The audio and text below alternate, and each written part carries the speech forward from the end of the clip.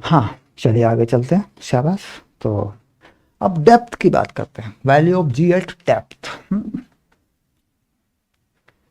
तो यहाँ ये हाइट के बजाय डेप्थ कर देते हैं इसको।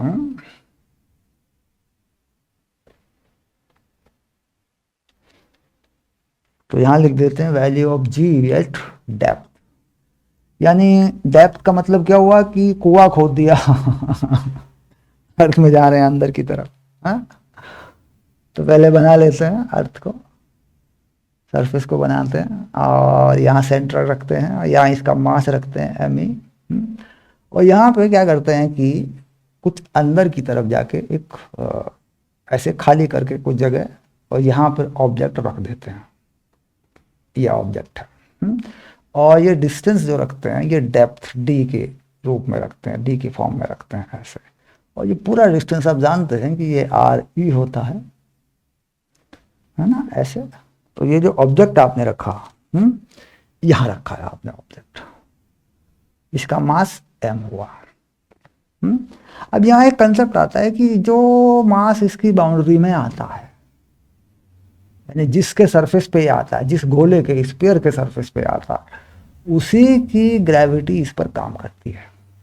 जो मास बाहर रह गया इसकी ग्रेविटी इस पर काम नहीं करती, क्योंकि वो कैंसिल हो जाया करती है। अब मान लीजिए कैंसिल कैसे होती है, इसका छोटा सा मैं एक डायग्राम बना के बताऊंगा आपको। जैसे मान लीजिए ये अर्थ है और यहाँ पर मान लीजिए कोई ऑब्जेक्ट है और इस पेरीफेरी पर ये ऑब्जेक्ट है ऐसे। तो जब मैं इसे देखता हूँ कि इधर और इधर और इधर बना के देखता हूँ ऐसे, तो ये जो मास है देखो ये वाला, ये इसे अपनी तरफ अट्रैक्ट करता है। और इधर जो मास आ गया देखो ये वाला, ये इसे अपनी तरफ अट्रैक्ट करता है। तो बाहरी जो मास है यानी इस सरफेस से बाहर का जो मास है, तो ये अट्रैक्शन फोर्स और ये अट्रैक्शन फोर्स क्या होते हैं, एक दूसरे को कैंसिल कर देते हैं। मैथमेटिकली अप्रूव्ड हो जाते हैं, क्योंकि ये देखिए थोड़ा मास दिख रहा है आपको लेकिन ये पास है, और ये ज्यादा मास दिख रहा है तो ये दूर है। तो वहां पर क्या होता है कि बाहरी जो मास है, एक्सटर्नल जो मास है, इस बाउंड्री के बाहर जो मास है वो कैंसिल हो जाता है उसका फोर्स। तो अंदर जो बचा है वो किसी से कैंसिल नहीं होता। तो इसलिए हमेशा ध्यान रखें कि ये जो अंदर का मास होता है जिसके सरफेस पे रखा, यही काउंट होता है, वही इस पे फोर्स लगाता है। ओके, तो फोर्स लगा लेते हैं, देख लेते हैं कि अंदर का जो मास होता है वो कितना होता है। फोर्स लगा लेते हैं। तो फोर्स इस पे जो बनेगी वो तो आप जानते ही हैं, एफ जी ही लिखूंगा उसको तो मैं ऐसे, ठीक। और इस रेडियस को, ये जो इसकी रेडियस है ये वाली, यानी पूरी रेडियस को नहीं, इसको मैं लिखूंगा आर ऐसे, ठीक। तो यहां पर मुझे अर्थ की डेंसिटी यूज करनी होगी और डेंसिटी को बाद में मैं डिफाइन भी कर दूंगा। तो सबसे पहले क्या करते हैं कि पहले, बाद में क्या पहले ही कर देते हैं, density of earth, density of earth. तो क्या हो जाती है ये हो जाती है मास ऑफ अर्थ और इसका वॉल्यूम 4/3 पाई आर ई क्यूब। और इसे मेंशन कर देता हूं रो ई से, यानी रो ई का ये वैल्यू है जहां भी जरूरत पड़ेगी। तो जब मास इसके अंदर बंद हुआ, यानी जिस सरफेस पे ये रखा उसके अंदर जो मास है तो उसको मुझे निकालना है। तो उसके लिए क्या करते हैं कि वही वॉल्यूम यूज कर लेते हैं जितना वॉल्यूम उस छोटे स्फीयर के अंदर है, इस छोटे वाले स्फीयर के अंदर जो कि शेडेड लाल रंग में दिख रहा है आपको, रेड कलर में, उसी का मास यूज कर लेते हैं। देखते हैं उस मास की वजह से अर्थ खींचेगी इस ऑब्जेक्ट को तो अपनी तरफ किस फोर्स से खींचेगी, है ना। तो उससे फिर कंपेयर कर लेंगे, फार्मूले को बना लेंगे। ओके,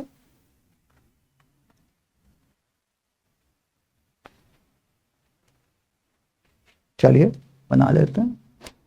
तो ये एफ जी यहां पर जो आ रहा है ये कितना है, तो मास इस वाले का लगेगा, इस पोर्शन का, इस पोर्शन का मास, इस पोर्शन का मास। तो क्या मान ले इस पोर्शन के मास को, इस पोर्शन का मास मान लिया गया एम ई डैश, इस गोले का। और टोटल अर्थ का मास क्या माना गया था, एम ई माना गया था। Whole mass of the earth क्या रखा गया था, एम ई रखा गया था। तो इस एम ई को तो कहीं भी मेंशन कर सकते हैं, होल मास ऑफ अर्थ तो कहीं भी मेंशन कर सकते हैं, कोई फर्क नहीं पड़ता। तो यहां पे इसका एम ई डैश रखा गया। तो जी एम ई डैश और ऑब्जेक्ट का मास ये वाला ये एम रखा गया, और कितनी दूर है ये सेंटर से, ये डिस्टेंस यूज किया गया आर, यानी इस डिस्टेंस को यूज किया गया आर के इक्वल है। देखिए ये डिस्टेंस कितना है, ये आर के इक्वल यूज किया गया है। हाँ बाद में इसको चेंज कर देंगे रेडियस में और डी में, वो एक अलग बात है, लेकिन ये आर के इक्वल यूज किया गया आर स्क्वायर। इसी फोर्स को एम ए कहा गया, यानी चलने के लिए छोड़ दें तो क्या एक्सेलरेशन डेवलप करेगा, तो एम जी डी किया गया इसको, जी एट डेप्थ। जैसे पहले जी एच किया था तो सिंबॉलिक तरीके से किया गया इसको, तो जी, अब ये जो एम ई डैश है इसको देखते हैं, डेंसिटी ऑफ अर्थ, और स्मॉल स्फीयर का वॉल्यूम क्या बन रहा है, 4/3 पाई आर क्यूब, ये बना, इसका रेडियस क्या माना, आर माना, और उसके बाद एम, और ये हो गया आर स्क्वायर नीचे, तो ये एम हट जाएगा, ये तो हट जाता है अक्सर। अब इस आर को डी में लिखा जा सकता है। अब देखिए कैसे लिखते हैं, हम जानते हैं, यहां पर कर लेते हैं कि जो आर ई होता है वो हमारे हिसाब से आर प्लस डी हो गया, ऐसे हो गया। तो मैं अगर इस आर को लिखूं तो ये और हो जाएगा आर ई माइनस डी, ये हो जाएगा। तो पहले तो मैं एक आर को हटा दूंगा यहां से, क्लियर, उसके बाद जी डी करूंगा मैं, ओके। तो जी रो ई और 4/3 पाई, एक आर बचेगा मेरे पास, बस एक आर ही मेरे पास बचेगा, तो आर को मैं यहां से लिख दूंगा आर ई माइनस डी, तो जी रो ई 4/3 पाई, और ये मैंने लिखा आर ई माइनस डी, ऐसे। अब मुझे डेंसिटी की वैल्यू वापस डालनी है, डेंसिटी की वैल्यू में वापस डाल दूं, मास के टर्म्स में डाल दूं, तो डेंसिटी की वैल्यू वापस डालता हूं जब मैं,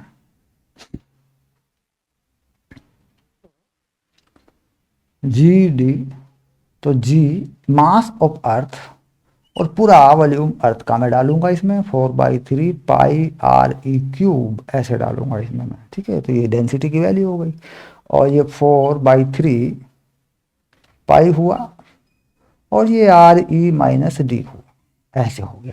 तो ये 4/3 का फैक्टर कट जाता है। अच्छा एक चीज और बताई थी मैंने आपको कि यूज करते हैं उसको कहीं कहीं, G M E equal to g R E square, ये भी मैंने बताया था स्टार्टिंग में, हाँ, क्योंकि वो सरफेस वाली चीज होती है।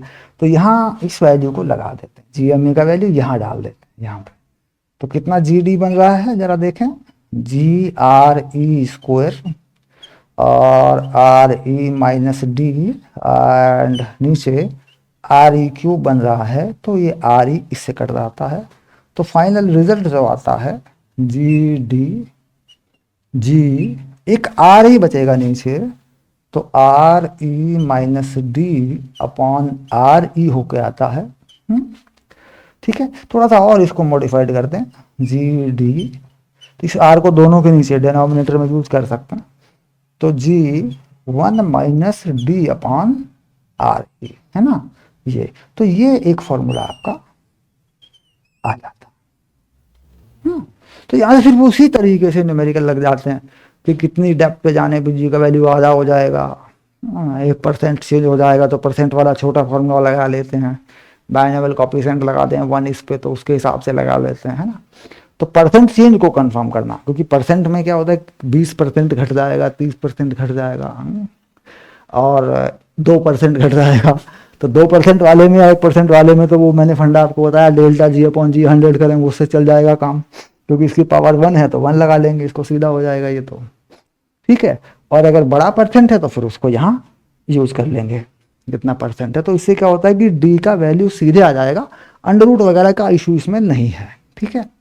अब यहाँ बात आती है कि जो ग्राफ होता है, ग्राफिकल रिप्रेजेंटेशन, यानी कैसे जी का वैल्यू अर्थ सरफेस से सेंटर से दूर जाते हुए बढ़ता है, यानी ये हमारा ग्राफिकल रिप्रेजेंटेशन हुआ, ग्राफिकल रिप्रेजेंटेशन। ये ग्राफ भी कहीं कहीं दिखाई देगा आपको बना हुआ, और हो सकता है किसी ऑब्जेक्टिव क्वेश्चन में ग्राफ बना के दे दे आपको चार, और फिर कौन सा होता है ऐसा भी तो कर देते हैं। तो यहाँ पर क्या होता है कि जी का वैल्यू क्योंकि सरफेस पर मैक्सिमम है, तो इधर हम जी का वैल्यू रख लेते हैं, तो जी यहाँ पे रख लेते हैं हम जी, यानी ये मैक्सिमम वैल्यू है। और यहाँ पर हम कोई सेंटर से दूर जाते हुए एक रेडियस का पॉइंट रखते हैं और इसको हम आर बना देते हैं, भाई आर बढ़ती जा रही है सेंटर से। तो सबसे पहले हमने देखा कि जब डिस्टेंस बढ़ रही है सेंटर से, ऐसे आर, ये देखो ये आर है ना, सेंटर से बढ़ रहा है ये आर, तो हमने देखा कि ये आर जो है इसके डायरेक्टली प्रोपोर्शनल आया। ये देखिए, वो बात अलग है कि हमने बाद में इसको आर ई माइनस डी लिखा, लेकिन यहाँ पे आर के प्रोपोर्शनल आया। तो यानी यहाँ पर जो चीज आ रही है वो सीधा ऐसे स्ट्रेट लाइन पे आ रही है, सरफेस पे मैक्सिमम हो जाती है जी की वैल्यू। और ये वैल्यू कितनी हो जा रही है, तो इसको आप 9.8 लिख रहे होंगे, हाँ, या जो भी लिख रहे होंगे, है ना। इसके बाद ये इनवर्सली प्रोपोर्शनल में चली जाती है, यानी जो दूसरा फॉर्मूला था हमारा वो क्या था, दूर जाने पे वैल्यू घटती है, आर ई प्लस एच का स्क्वायर नीचे आ जाता है, तो फिर वो वैल्यू घटना शुरू हो जाती है। इनवर्सली प्रोपोर्शनल है स्क्वायर के, तो ये ऐसे हो जाती है। तो इन्फिनिट पे जाके कहीं वैल्यू जीरो होती है, इससे पहले नहीं होती। इस तरीके से चलता है ये ग्राफ, ठीक है। तो यानी सेंटर से चले और सरफेस तक बढ़ता रहा, सरफेस के बाद क्योंकि अर्थ का मास नहीं बढ़ा, अर्थ का मास उतना ही रह गया, फिर हम दूर चले गए, और तो फिर क्या हुआ कि वो फोर्स जो है घटने लगी, तो ये का वैल्यू घटने लगा। तो ध्यान रहे इस ग्राफ को, इस ग्राफ को ध्यान रखें, ये कैसे बना इसकी जानकारी रखें, ठीक। तो यहां पर जो जी का वैल्यू है प्रोपोर्शनल टू आर है, और यहां पर जो जी का वैल्यू है inversely proportional to r square है। बट आर को आर ई प्लस एच लिखा था ना, तो दैट इज आर पे लिख दिया मैंने, क्लियर, कि आर का फंक्शन है, ठीक। और इस वैल्यू पे सेंटर से आगे बढ़ते बढ़ते क्या हुआ, मैक्सिमम आ गया, सरफेस पे आ गया। तो ये पॉइंट जो है ये सरफेस का पॉइंट है, सरफेस ऑफ अर्थ। तो ये सारी की सारी फिलॉसफी, सारी की सारी कहानी जो है जी के वैल्यू की जो भी है, ये किसी भी प्लैनेट पे लग जाती है।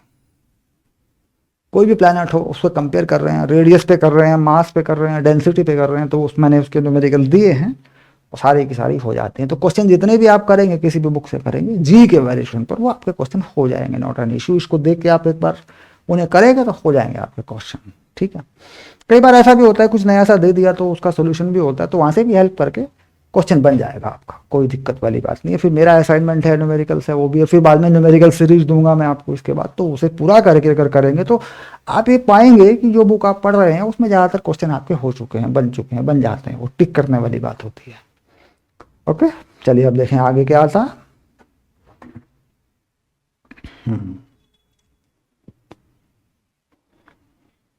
तो अब आगे का जो पॉइंट है हमारा, जब हम आगे बढ़ते हैं इसमें, तो उसे कहते हैं ग्रेविटेशनल इंटेंसिटी। यानी आगे जो पॉइंट पड़ेगा हमारा वो क्या पड़ेगा, ग्रेविटेशनल फील्ड इंटेंसिटी। उसको देखते हैं, आगे बढ़ते हैं, ठीक है।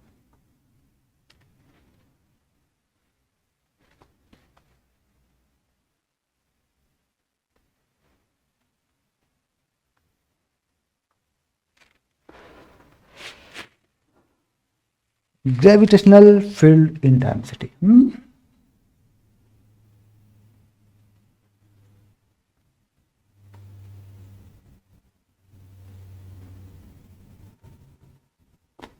इंटेंसिटी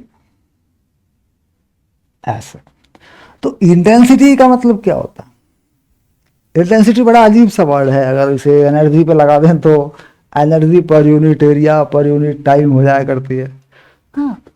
और कहते हैं इंटेंसिटी को नॉर्मली लगा दे तो फोर्स का इफेक्ट क्या हो जाता है ना, ये बोल देते हैं फोर्स का इफेक्ट कैसा है, यानी फोर्स पर यूनिट मास। तो डिफाइन क्या हो जाता है, ग्रेविटेशनल फोर्स, डेफिनेशन बन जाती है ग्रेविटेशनल फोर्स पर unit mass is called gravitational field intensity। अब यहाँ देखिए बड़ा आसानी से समझ में आ जाता है। मान लीजिए ये मास है कोई मेरे पास, इसको मैंने कहा कि ये m है, और इसके कहीं इसके पास यहाँ जाके कोई दूसरा मास रखा है m नॉट, ऐसे रखा हुआ है। तो मैं चाहता हूँ कि ये मास का पॉइंट मान लो मैं p कर लूँ, और इस मास को मैं ऐसे कर लूँ कुछ थोड़ा सा। तो मैं कहता हूँ फील्ड इंटेंसिटी एट p, क्या लिख रहा हूँ, field intensity at p, point p पर। तो उसके लिए क्या करता हूँ कि यहाँ पे इस पे फोर्स देखता हूँ पहले में क्या होता है ना। तो फोर्स कितना बनेगा, फोर्स बनेगा g m not by r square. अब अगर मैं इसे 1 kg कर दूं,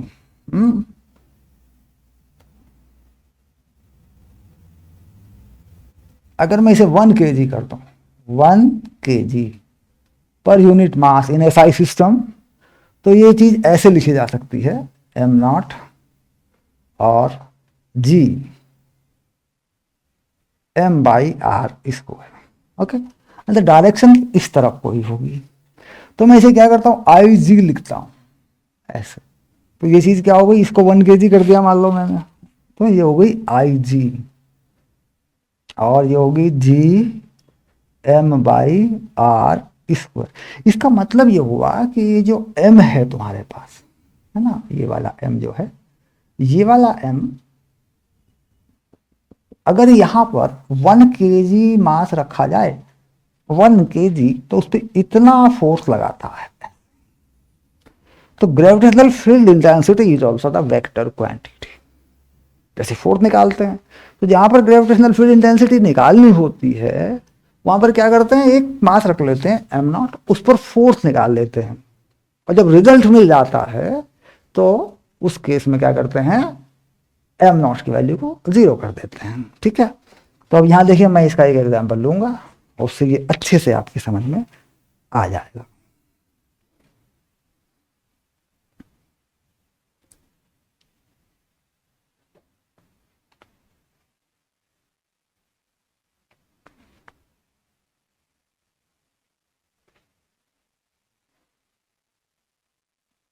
बड़ा सिंपल सा एग्जांपल लूंगा स्ट्रेट लाइन में, उसके बाद आप कहीं भी फोर्स के कंसेप्ट के साथ जोड़ के इसको कैलकुलेट कर सकते हैं, कोई इशू नहीं है। तो मैंने क्या किया कि मास जो है 2 रखे हैं, एक स्ट्रेट लाइन पर 2 मास मैंने यूज किए हैं। यहाँ पर एक एग्जाम्पल में लूंगा, और कहीं भी आप अप्लाई करें तो काम आपका बड़े मजे में चलेगा। तो ये चीज जो है देखिए मैंने ऐसे किया, तो मैंने यहाँ जो मास रखा वो रखा 4m, यहाँ जो मास रखा वो मैंने रखा m, और इसे रखा मैंने a, इसे रखा मैंने b, और यहाँ जो मास रखा मैंने, ये पॉइंट p रखा, यहाँ मैंने m नॉट रखा। क्लियर, और यहाँ पर भी मैंने m नॉट रखा कहीं पे अपनी मर्जी से। तो m नॉट क्या है, 1 kg है, और ये m नॉट क्या है, 1 kg है। तो ये पॉइंट मैंने p रखा, ये पॉइंट मैंने q रखा। ठीक, तो यहां पर पहला क्वेश्चन क्या है मेरा, find the distance of p from a if gravitational field intensity is 0 at this point। ये मैंने पहला क्वेश्चन रखा कि P कहाँ हो कि उस पर ग्रेविटेशनल फील्ड इंटेंसिटी 0 हो जाए। अच्छा, मैंने m नॉट को रखा है 1 kg, ताकि फोर्स के साथ इसको जोड़ा जा सके, हैं। तो अब देखिए यहाँ पर कोई मास नहीं है, कुछ नहीं है, ये तो यह बाद की बात है, ये तो बाद में निकालने वाली बात है। तो पॉइंट क्यू ही माना मैंने, बाद में रख लूंगा इस पे, तो मैं कोई दिक्कत नहीं है। तो यह मैंने मान के क्या रखा, P पे 1 kg रख दिया। तो इधर से मान लीजिए मैं पूरा ये डिस्टेंस बता देता हूँ, ये डिस्टेंस है हमारा 2 मीटर, ऐसे कर दिया मैंने। तो यहां से मान लो x करता हूं मैं, सपोज इस डिस्टेंस को मैं x सपोज करता हूं, तो ये डिस्टेंस मेरा बनेगा 2 - x, बड़े मजे में बनेगा। अब इस पे फोर्स 0 लगेगा तो ये इसे अपनी तरफ खींचेगा, एफ, है ना, इस तरफ को, इधर भी इस पे एफ ही लगा दूं मैं, तो फोर्स 0 हो गया। तो फोर्स 0 हो जाने का मतलब क्या हुआ, 1 kg पर है, तो फील्ड इंटेंसिटी भी 0 हो जाएगी। तो उस केस में क्या लिखते हैं, इसका फोर्स इस पर, तो जी एम एम नॉट, तो ये चीज आपकी समझ में आ रही होगी क्योंकि आप पढ़ चुके हैं। और इधर से देखा जाए तो जी 4m am not 2 minus x का स्क्वायर, तो जो एम नॉट है ये 1 है, यहां से तो कट रहा है, यानी फील्ड इंटेंसिटी में तो इसका काम ही नहीं है, 1 रख लेंगे आप तब भी हट जाएगा, ये एम भी कट रहा है, ये जी भी कट रहा है, तो यार है 2 माइनस एक्स अपॉन एक्स, और इनका स्क्वायर आ रहा है पूरा कंप्लीट, और इधर आ रहा है 4, तो रूट जब करें दोनों तरफ का तो ये 2 माइनस एक्स अपॉन एक्स, और ये 2 हो जाता है, प्लस माइनस 2 होता है, पॉजिटिव वैल्यू लेते हैं, जैसे हमने माना है तो पॉजिटिव वैल्यू यूज करेंगे, तो ये हो गया 2 minus x equal to 2x, तो 3x equal to 2, x equal to 2/3 metre, ये आ गया आपका। अब इसे मैंने क्वेश्चन पूछ लिया दूसरा, क्या पूछा, find the field intensity at Q, और Q का डिस्टेंस बता रहा है, ये कह रहा है जो Q का डिस्टेंस है यहाँ से ये वाला डिस्टेंस है 1 मीटर, ऐसे। इसने क्या पूछा, find gravitational field intensity at point Q, और डिस्टेंस बताया 1 मीटर है, तो इस पे हम 1 kg रखे, यानी एम नॉट कितना 1 kg रख के डायग्राम बना देते हैं, और फिर फोर्स निकालेंगे उसमें एम नॉट की वैल्यू क्या डालते हैं, 1 डाल देते हैं। तो पहले देखिए कि ये वाला जो मास है ये इसको अट्रैक्ट करेगा इधर से, तो इस वाले का एफ बी मान लेते हैं फोर्स, ये भी इसको अट्रैक्ट करेगा तो इस वाले का एफ ए मान लेते हैं फोर्स, ऐसे। तो दोनों ही फोर्स इस पे अट्रैक्टिव है इस तरफ को, तो force on unit mass at Q, तो force on M not equal to 1 kg due to यह वाली चीज m एंड 4m, ऐसे लिख देते हैं, तो ये दोनों फोर्स जुड़ जाएंगे, ऐड हो जाएंगे। आप जानते हैं कि वेक्टर में सेम डायरेक्शन में फोर्स ऐड हो जाती है और अपोजिट डायरेक्शन में माइनस हो जाती है, तो ये F A plus F B हो जाएगी। अब इसका वैल्यू डाल देंगे आप, मतलब एम नॉट रखें तो उसको बाद में 1 कर देंगे, तो इसको एफ को आई जी कर देंगे फिर आप, तो मैं आई जी ही लिख रहा हूँ, एम नॉट को 1 कर रहा हूँ, एम नॉट को 1 ही कर देता हूँ मैं। तो इसमें एम से यहाँ तक का डिस्टेंस कितना होगा, देखिए ये 2 मीटर है और ये 1 मीटर है, तो ये हो गया जी एम अपॉन 3 का स्क्वायर, प्लस, और ये मास कितना है 4m है, तो जी 4m अपॉन ये डिस्टेंस कितना है, ये 1 है, 1 का स्क्वायर है। अब इसे सॉल्व कर देंगे, सॉल्व करने के लिए क्या कुछ एलसीएम वगैरह ले लेंगे, तो एलसीएम लेने से क्या होगा कि ये 9, ये 9, 9 4 जा 36 और एक 37/9 है ना, ऐसा आ जाएगा, तो ये हो गया 37 Gm/9 ऐसे। अच्छा यूनिट क्या रहेगी, न्यूटन पर केजी,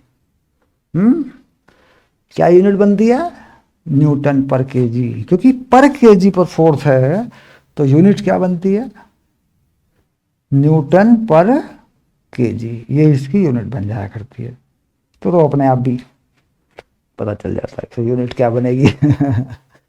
तो ग्रेविटेशनल फील्ड इंटेंसिटी का एक सिंपल सा मेथड है कि वहां 1 किलो का एक मास रख के फोर्स निकाल लीजिए, तो बाद में उसकी वैल्यू 1 कर लीजिए, 1 मान के चलिए तो आ जाएगा आंसर। फोर्स के सभी लॉ ये फील्ड इंटेंसिटी फॉलो करती है। तो अर्थ पे हम ग्रेविटेशनल फील्ड इंटेंसिटी को देखें, है ना, तो वो कितने आ जाती है अगर 1 kg मास यहाँ रख दूँ, तो कितना फोर्स लगेगा, mg, यानी जी के बराबर आ जाती है। हम उसी को बोल देते हैं ग्रेविटी या ग्रेविटेशनल एक्सेलरेशन, बट ये डिफाइन होती है स्पेस के अंदर। ग्रेविटेशनल फील्ड इंटेंसिटी स्पेस में डिफाइन हो जाती है। प्लैनेट पे हम इसे ग्रेविटी कह देते हैं, या ग्रेविटेशनल एक्सेलरेशन निकाल लेते हैं। ओके,